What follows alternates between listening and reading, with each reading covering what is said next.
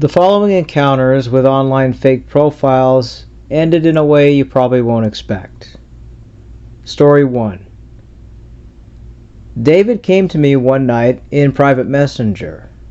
He was in the same group I was in, which was a dog lovers group for German Shepherds. I love this dog breed, and at the time I didn't have one as a pet. David messaged me saying he loved my profile photo and couldn't help but message me and say hello. His profile picture was him with a German Shepherd. I told him his dog on his profile picture was beautiful. He said his dog's name was Roman, and it was his dog that he bought after his wife had died in a car accident. He was very lonely and got the dog for him and his young daughter. He said his daughter felt unsafe, so the dog was meant to keep her feeling safe. When I asked him to explain, he said that he worked on an oil rig for 10 weeks at a time, and his daughter was left alone with a nanny, so the dog was meant to keep her feel safe. I thought this was very sweet and asked how old his daughter is. He said she was 9 years old and his wife had died when she was 6. We chatted about hobbies, favorite foods and colors, and where we lived. He said he was from Texas and lived in Houston, but he was working on an oil rig off the coast of Scotland, and he would be going home in 5 weeks. He said he was in charge of an underwater oil pipeline project. He said he had trouble opening his heart again after losing his wife, but felt it was time to try and find love, but that most women can't handle his job as he's away so often. I told him I was sure a nice, handsome man like him would find someone. He asked me if I was single, which I wasn't. I'm married. I didn't see anything wrong with chatting online to people. It was nothing flirtatious, and I never met anyone I kept as friends online. When I chatted with David, I did so with only friendship in mind, and really not even friendship, just some random person who chatted to me about dogs. I have a lot of male and female friends that I've met in my dog groups, and it's always platonic. I told David that I was married, and David asked me if I was happily married. Well, I never gave him a direct answer, just said I was online to pass time and used my profile to join dog groups and kept some family and stuff as friends on my page. I didn't want to reveal anything too personal about myself, and it was none of his business, honestly. David asked for my phone number and if I had another app that I chatted on. I told him no, and he asked if I had Hangouts and asked for my email address. I told him I don't really chat anywhere but here, and I don't log into my email very often at all. He told me to download Hangouts because he doesn't always come on here, and on the rig the company asks that they use Hangouts to communicate with the outside world while on the rig. I told him I'd think about it, but right now I really don't think I'll download anything. He kept asking and pressuring me, but I told him to have a good night and I'll think it over. I really didn't feel comfortable moving to another place to chat to someone. I was paranoid over giving strangers my phone number or my email. David had replied with "okay," and we stopped chatting. I didn't hear from him for a few weeks and had forgotten about him other than he was on my messenger list. But I chatted with a lot of people I met in groups, and mostly about dogs and training methods, things like that. David came back into my messenger asking how I've been doing. He said it had been so long since we chatted, and he asked if I missed him. I replied with no, I don't really know you. I'd forgotten we even had to chat. He became very offended. He started to accuse me of chatting with so many men that I must have forgotten and I must be a loose woman. Well, I gave him a piece of my mind. I told him, for one, I'm married and I would never be loose, and I don't chat with lots of men. I have some self-respect, and he should have respect for women. He told me he made a mistake and asked me to forgive him for his misunderstanding. I told him I will not waste my time chatting with some man who treats me this way when he hardly knew me. He kept asking me to forgive him, and I told him that maybe he should think twice before treating a stranger this way. David kept begging me to forgive him. He said that since he lost his wife, he's had trouble knowing how to speak to women. I remember telling him that degrading and accusing women of being loose is not the best way to make friends. I did forgive him, but told him if he did it again, I would block him. He then asked me how I was doing and asked if we could get to know each other. I let David know we could be online friends and discuss our love of dogs or something like that. That would be fine. He then sent me several pictures of his German Shepherd. He again asked me to download another app to talk. I told him once more that I really would rather chat here, and maybe once we get to know each other, I would consider it. He kept asking again and again, and I kept having to tell him no. In fact, he was pushy as ever. I finally stopped chatting to him, and he kept sending me messages, and I ignored him. He then tried to video call me. I denied the call and messaged him telling him that I'm not going to video chat with him. I'm home with my husband, and I do not video chat with other men. David then accused me of being a scammer, of being fake, and I need to video chat with him right now or else. Well, I've had enough of this. I ended up blocking him. He came back several times with variations of his profile name, different profiles, same photo but a different name. He would message me and tell me to unblock him, or else he would tell my husband about our affair. I laughed at that and I kept blocking.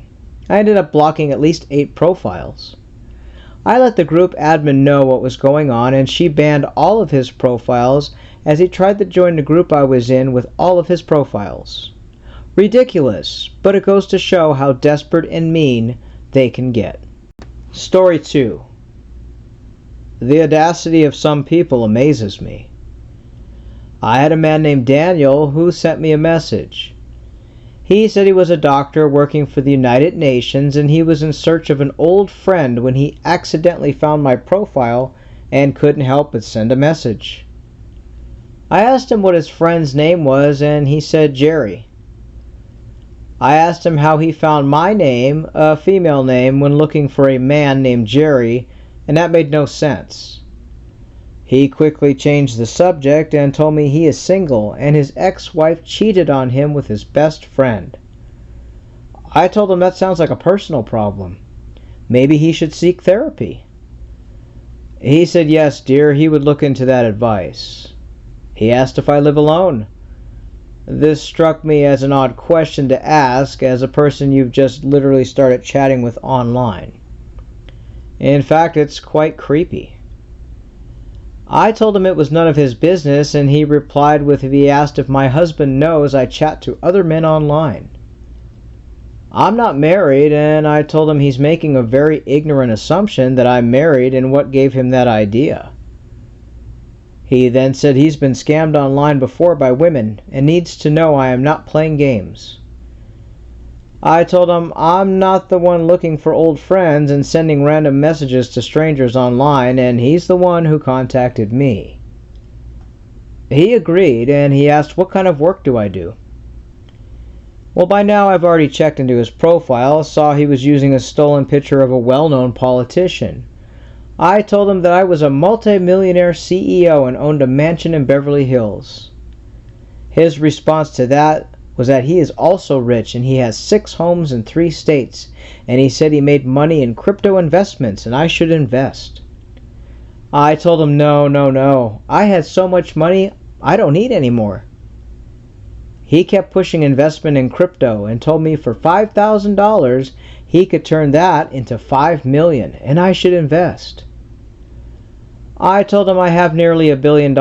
I'm full and I can't have any more money. It would just be too much. But good luck to you. He then asked me if I've eaten today. I told him that my personal chef cooks so much food. He asked what I ate, and I told him I had steak, shrimp, lobster, chocolate cake, spaghetti, hamburgers, a platter of rice, fresh juice. In fact, my help had prepared so much food that I only ate 7 plates and threw the rest away. Daniel's reply to me was that I was a wasteful woman and I could have used that food to donate it to hungry people. I told him the next time, instead of throwing it in the trash, I'd throw it all into the street for the people to have. He then asked me if I would be interested in donating money to his charity. I asked him what charity it was, and he said it's to help the orphans in Africa. I told him, no, that's not my problem. They should try looking for a family to join. Daniel became enraged. He started typing in caps to me that I'm a rich American and we all are selfish and wealthy and wasteful. How dare I live such a selfish life? I told him he's right, and I think I'll go treat myself to some more shoes, and that I had to go buy some. Daniel ended up blocking me, and I had a good laugh. Thinking it was over and I wouldn't hear from him again, he came back, and I suddenly got a friend request from Harold, who claimed to be an IRS agent for the U.S. government. Now, I typically don't get friend requests, so I knew this had to be him. I didn't respond to his request, but then I received a message in my other's inbox. This Harold said to me that he was given my information after my IRS information search showed I am a wanted tax criminal and I will be arrested if I don't pay my tax bill. He said he's been tracking me and that I owe the USA America IRS $10 million and I need to make an initial payment of $50,000 via bank transfer or face prison. I told him no, I pay my taxes. He then said to me there was a mistake in my tax file. He told me he knows where I live and will send the police to throw me in jail for not paying tax and to wire the money to the official IRS tax agent, and he would give me the bank details to send it to. I told him that they'll never take me in. I'll become a fugitive and live life on the run, and that I will burn all my money before I give it to the IRS. Harold told me to calm down and please just pay the taxes I owe, otherwise they have a tracker on me and they'll come to my house. I told him it's too late, and I've sent him a photo of a pile of money burning that I found on a stock picture online. I told him I've started to hide the evidence of my wealth. He told me I was crazy, so I blocked him. It was an entertaining waste of time. I received some random friend requests from guys after this, but I ignored them and blocked. Story number 3. Fred was the first fake profile that ever worried me. I'm well aware of scammers and their fake profiles and what they look like, so when Fred sent me a message, I knew it was fake. Doctor's picture, widow, lives in Florida, from France, the typical fake. I never accepted his friend request, but decided to chat with him as the ever so familiar hello was sent to me via Messenger. He introduced himself, said his name was Fred, and he was a doctor, an orthopedic surgeon. He asked me how I've been, and I told him I'm fine. He then asked how my brother Barry is, and this is what shook me. I asked how he knows about my brother. My profile is private, or at least I think it was. I kept my photos private to friends only. He told me that he and my brother went to school together and they had met for dinner a few weeks ago. He then asked how my sister and my children are doing. I told him they don't know him, and he said that he knew more than I thought. It freaked me out so badly that I blocked him. I told my brother about it, and he said he had gotten a friend request from Fred. Turns out my brother had a lot of our family photos open on his social media profile. Without a doubt, that's where this scammer got all the information. I've since taught my brother how to hide his stuff online, especially on social media. All our family blocked Fred. I'm not sure what the scammer thought he could get from me or my family, but it was a scary lesson for all. We'd like to thank these people for sharing their stories.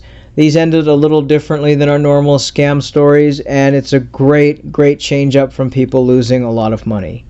If you have an encounter with an online scammer you'd like to share, whether you lost money or you just had a funny encounter, you can find us via email scammingscammers@gmail.com. Just send us your story, any photos or evidence so we can verify the story, and we will narrate it into a video. Until next time, stay safe and do what these people did. Don't send money and block the scammers.